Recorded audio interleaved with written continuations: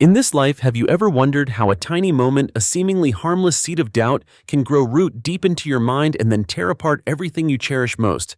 Have you ever stood before your own wreckage and realized that your greatest enemy was the shadow of jealousy you nurtured, and behind it, an invisible hand skillfully pulled the strings, turning you into a puppet in the tragic play of your life?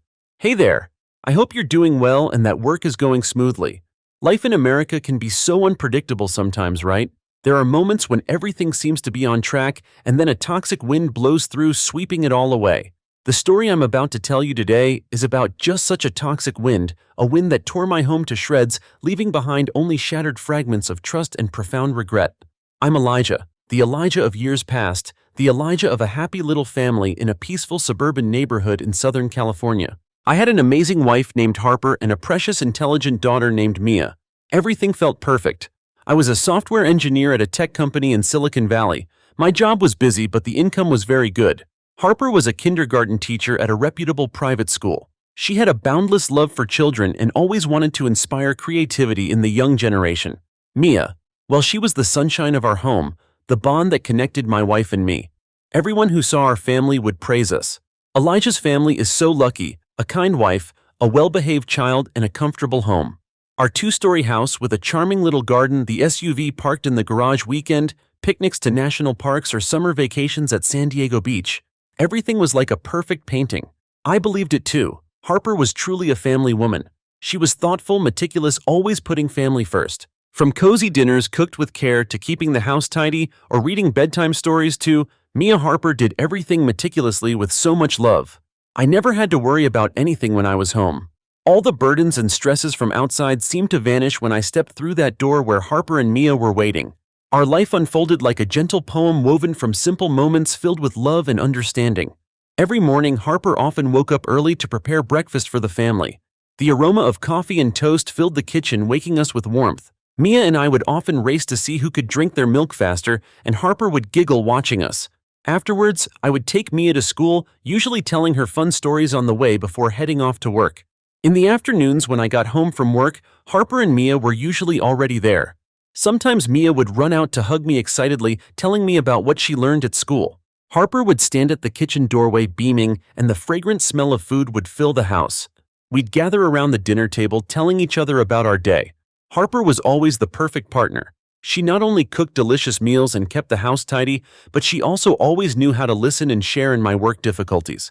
She was always a solid support, a wonderful confidant, always encouraging me in every decision. There were no secrets between us. Everything was shared openly, from the smallest financial worries to life's biggest dreams. In the evenings, we often read books to Mia together or watched a family movie.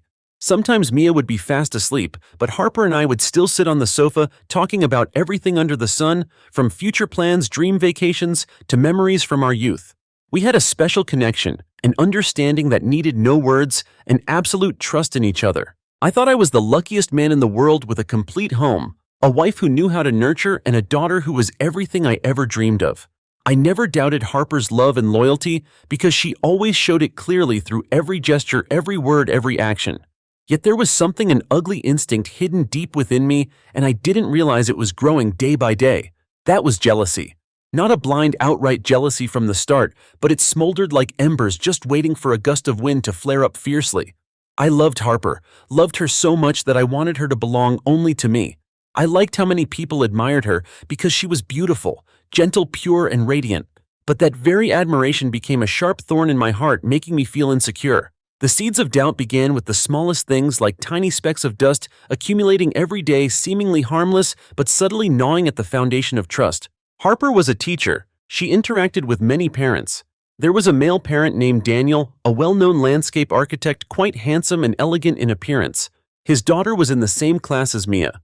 Initially, I didn't pay much attention, but then I noticed that Daniel seemed quite enthusiastic about class activities, especially those Harper was involved in. He often praised Harper in front of me, commending her dedication, skill, and talent in connecting with the children.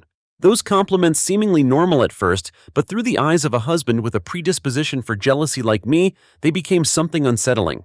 Once Harper urgently needed some instructional materials on new early childhood education methods being adopted in public schools. Daniel happened to know about them and offered to help, as his ex-wife also worked in education.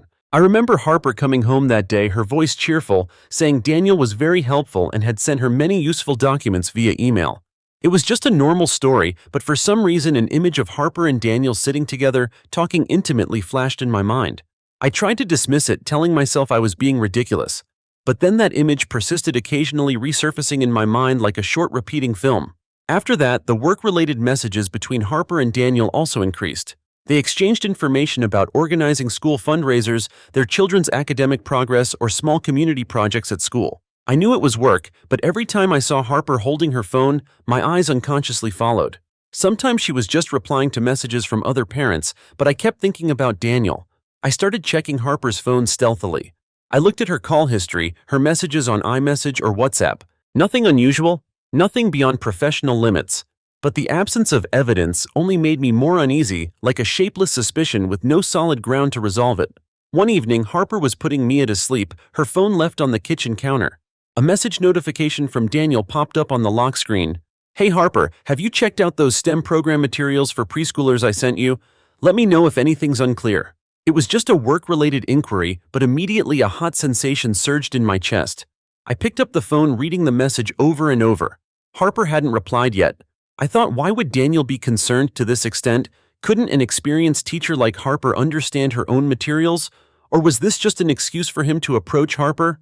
That night I couldn't sleep. I lay next to Harper, feeling her steady breathing, and my mind was a mess. I told myself I had to trust my wife, but the demon of jealousy in my head kept whispering, "Trust, is that true? No two men are naturally that enthusiastic with each other." I started paying more attention to Harper, to her every gesture, every look, every word.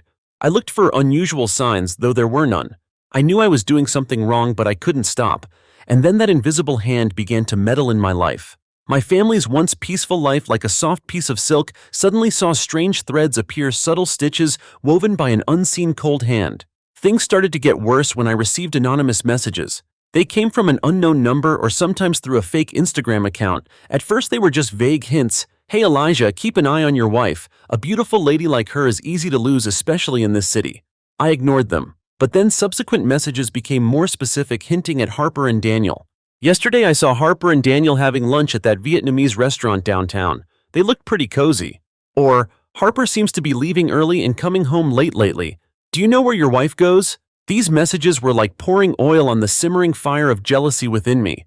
They didn't provide concrete evidence, but they perfectly targeted my insecurities. I started following Harper. I lied, saying I had urgent work at the company, then secretly drove my Honda Civic behind her. I saw Harper having lunch with colleagues from school or shopping at Target after work. No Daniel, nothing unusual. But each time I failed to find evidence, I felt more disappointed and agitated. It was like a cat-and-mouse game I had created for myself. My suspicion gradually turned into veiled questions, sarcastic remarks directed at Harper. "Do you have another important parent meeting today? I notice you've been texting a lot lately. Are you very busy?" Harper initially found it puzzling. She looked at me with surprise. "What's wrong? Is something the matter?" I responded with a cold, irritable attitude. "Nothing. I just think you've been strange lately." Harper was a smart woman. She quickly noticed the change in me. She asked directly, "Are you suspecting me?" Hearing that, my heart burned. Instead of denying or explaining, I questioned her back. "What makes you ask that? Or are you doing something shady that makes you worried?" Our first argument erupted, not too big, but enough to leave a deep crack in our relationship. Harper was sad. She said I didn't trust her. I, on the other hand, thought she was pretending to be innocent. One evening, Harper had a year-end parent meeting at school, and she came home quite late. I tried to ignore it, telling myself I had to trust her.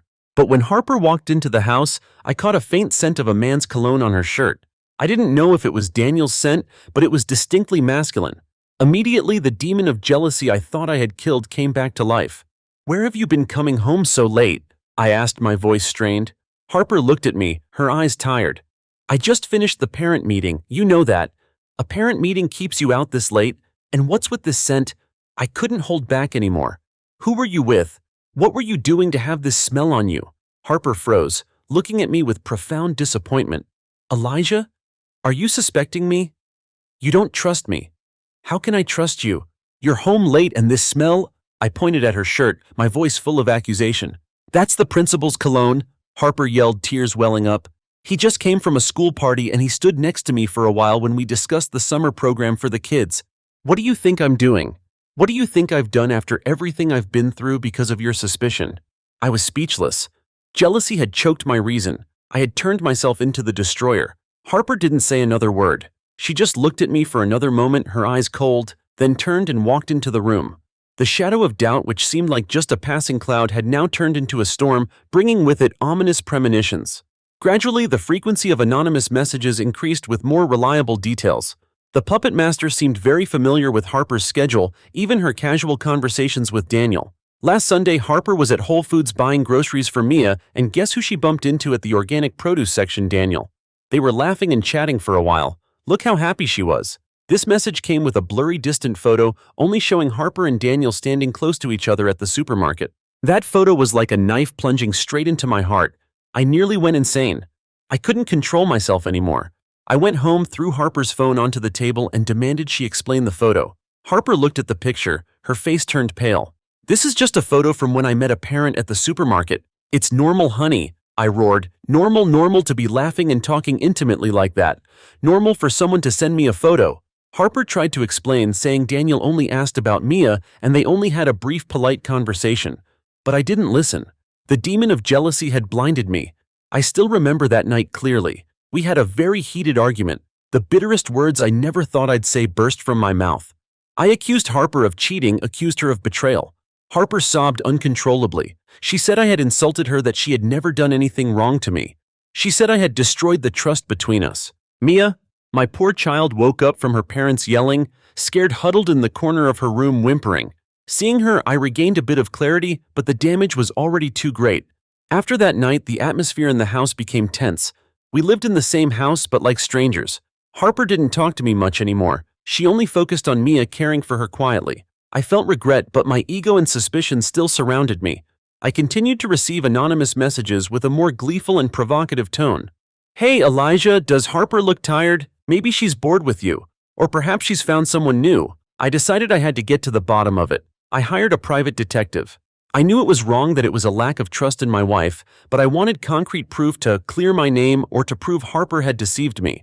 I found a private investigation firm in Los Angeles, a place with enough experts and technology for this kind of work. The detective followed Harper. He sent me daily reports, photos. Harper going to work, Harper picking up Mia, Harper shopping, Harper coming home. Nothing unusual. No secret meetings with Daniel or any other man. The detective's report should have brought me relief, but it didn't. It only made me angrier. Why would the puppet master send me those messages? Why was I being manipulated like this?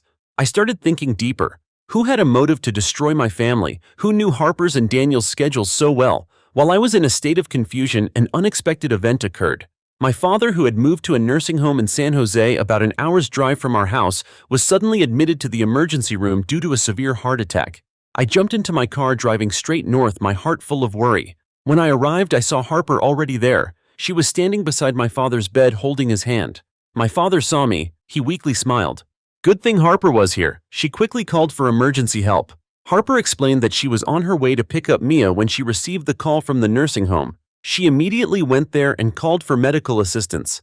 In that moment, seeing Harper tenderly caring for my father, I suddenly felt a strange pang of remorse. How badly I had treated her, yet she was still so dedicated to my family, to the father I had neglected in my madness. When my father gradually stabilized, I decided to talk openly with Harper. I apologized to her, confessing that I had hired a detective. Harper listened to me speak. She didn't cry, she wasn't angry, she just looked at me with empty eyes. You did all that, Elijah. You didn't trust me. Her voice was soft, but it felt like a knife cutting into my heart. I felt incredibly ashamed. I said, I'm sorry, I was too blind. I received anonymous messages. I was manipulated. Harper flinched slightly when she heard anonymous messages.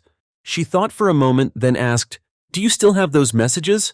I nodded. She told me to give her my phone to see. Harper read each message. Her eyes gradually changed from surprise to anger, then to horror. I know who it is, she said, her voice filled with indignation. Who? I urgently asked. It's Olivia, Harper replied, her face pale. Hearing that name, I was stunned. Olivia was Harper's cousin, her aunt's daughter, who grew up with Harper in California. She and Mia were very close. Mia adored Olivia and was always happy when Olivia came to visit. Olivia was a pretty girl but somewhat introverted and quiet. She had studied early childhood education and later worked as a teaching assistant at another preschool in the nearby area. I never would have thought Olivia could do this. Harper explained that Olivia was the only person who knew Harper's schedule so well, knew where she went grocery shopping, where she met Daniel, and what they talked about. Olivia frequently visited our house, sometimes even picking up Mia for Harper. Olivia also used to work part-time at a coffee shop near Mia's school where Daniel often stopped by. She could easily take photos of Harper and Daniel from a distance without being detected, then use anonymous apps to send messages to me. But why? I still couldn't believe it. Why would Olivia do that? She's your cousin. Harper looked at me, her eyes filled with sorrow. Do you remember a few years ago Olivia liked someone, but then he fell in love with someone else? I nodded vaguely, remembering that story. Olivia had been very heartbroken about that relationship and had confided in Harper. That guy was Daniel, Harper said. I froze. So that was it. Daniel, the parent I was wildly jealous of, was actually Olivia's ex-crush, the one who rejected her and caused Olivia to suffer in the past. An unexpected scenario woven from threads of love and resentment, Harper continued. Olivia had deeply loved Daniel, but Daniel rejected her because he only saw Olivia as a friend. Later, when Daniel's daughter transferred to Harper's school and he started having work interactions with Harper, Olivia developed jealousy and envy. She wasn't just jealous of Harper because Harper was the woman Daniel talked to frequently, but also jealous of Harper's happiness. Olivia thought Harper was stealing Daniel, or at least replacing Olivia's position in Daniel's mind, even though Daniel and Harper were completely innocent and had only a professional relationship. Olivia used those anonymous messages, skillfully creating misunderstandings to destroy my family, not because she loved me, but because she wanted to see Harper suffer and lose just as she had. She wanted Harper to experience the feeling of being abandoned, of being betrayed as she had once felt. It was all because of selfishness and envy, Harper said, her voice trembling. Olivia used your suspicion and my innocence to destroy us. I couldn't speak. It turned out I wasn't just a blindly jealous person. I was a pawn in a meticulously orchestrated game by the very person I trusted. The puppet master was none other than my wife's close cousin. This truth was even more painful than if Harper had actually cheated. It was a betrayal from within, a deep wound inflicted by a family member. After the curtain of secrets was lifted, a fragile ray of light appeared, seemingly ready to illuminate the fated path to happiness. After the truth about Olivia was exposed, I pleaded with Harper for forgiveness. I explained my blindness, how the anonymous messages had manipulated me. Harper cried a lot that night, not out of anger but from deep accumulated hurt. She said that she needed time to think, to heal. I accepted that, believing we would get through it. After that day, the atmosphere between us remained heavy as lead. She slept in the guest room, avoiding me. We only spoke when necessary, mainly about Mia. I tried everything to make amends: cooking, cleaning the house, driving Mia to school. I also started individual therapy, trying to address the root of my jealousy and insecurity. I thought that if I changed, Harper would see it and give me a chance. Weeks passed and things gradually got better. Harper was no longer completely distant. She started eating dinner with Mia and me. Rare smiles gradually appeared on her lips when she watched Mia play. One evening, after Mia was fast asleep, Harper proactively sat next to me in the living room. I've been thinking a lot, Elijah, she said softly. I know you were manipulated, and I also see you trying to change. I still love you. For Mia and for what we've had, I want to give us another chance. Hearing that, my heart soared. A huge burden was lifted. I hugged Harper, feeling her softness and warmth. I thought finally everything would be okay. We had weathered the storm. Life gradually returned to normal. Harper moved back into our bedroom. We shared meals again and stories about our workdays. I continued therapy, trying to control the jealousy that still simmered somewhere in my subconscious. Harper also tried to trust me more. We spent more time as a family, taking Mia to the park, reading books, watching movies. Everything felt as if the nightmare had passed. However, that fateful day arrived. There was a small incident, seemingly harmless, that awakened the demon of jealousy within me. It became the final straw, pushing us to the brink of an irreversible collapse. A few months later, Harper's school held its annual charity fundraising gala. This was a major event, bringing together many parents, sponsors, and influential community figures. Harper was one of the main organizers, and she had poured a lot of dedication into it. I was also invited to attend with her. At the gala, Harper was radiant in a sapphire blue evening gown. She moved around, shaking hands, chatting, and thanking the sponsors. I stood beside her for a while, feeling proud. But then I noticed Daniel was also there. He was one of the school's major sponsors, and he was talking with Harper for quite a while in the bar area. They were laughing and chatting happily. Daniel's eyes looked at Harper with admiration. My heart tightened again. That familiar, uncomfortable feeling surged. I tried to calm myself, telling myself this was just work, that Harper and Daniel were just friends. But the shadow of doubt reappeared. I remembered the anonymous messages, the blurry photos, and how I had behaved in the past. A small voice in my head whispered, "He's trying to get to your wife. She's smiling too much with him." I tried to ignore it, but I couldn't. I had another glass of wine, then another. Anger began to ignite. I couldn't stand seeing Harper laughing and chatting intimately with Daniel. Perhaps I had trusted too much, been too complacent. Towards the end of the gala, as people were gradually leaving, I saw Harper and Daniel still standing in the main lobby, continuing their conversation. Daniel held out a small box looking like a gift. Harper took it, smiled, and said thank you. Immediately I rushed over. I snatched the box from Harper's hand and threw it to the floor. The box flew open, revealing a simple silver necklace sparkling under the lights. "What the hell is this?" I roared, my voice echoing through the nearly empty main hall. "Why is he giving you a gift, and why did you accept it?" Harper and Daniel were stunned. Harper looked at me with horror and profound disappointment. "Elijah, what are you doing?" Daniel quickly bent down to pick up the necklace. "Elijah, you've misunderstood. This is a thank you gift from the Parent Association to the volunteers who contributed so much to the gala. Harper is one of them." Daniel's explanation hit me like a bucket of cold water. I looked at the necklace, then at Harper. Her face was pale, her eyes filled with tears. Not tears of anger, but tears of despair. "You've destroyed everything," Harper said, her voice trembling so soft it was almost inaudible. "You've completely destroyed the last shred of my trust. You haven't changed. You don't trust me. I can't live with a husband who constantly suspects me, who constantly tramples on my dignity like this anymore." I tried to grab her hand, but Harper pulled back. She looked at me one last time. Her eyes no longer held love, no longer disappointment, but only emptiness and a firm decision. "I can't continue this, Elijah," she said, her voice resolute. "This is over for us." Harper turned and walked away. She didn't look back. I stood there in the empty main hall with the silver necklace lying discarded at my feet. A cold sensation enveloped me.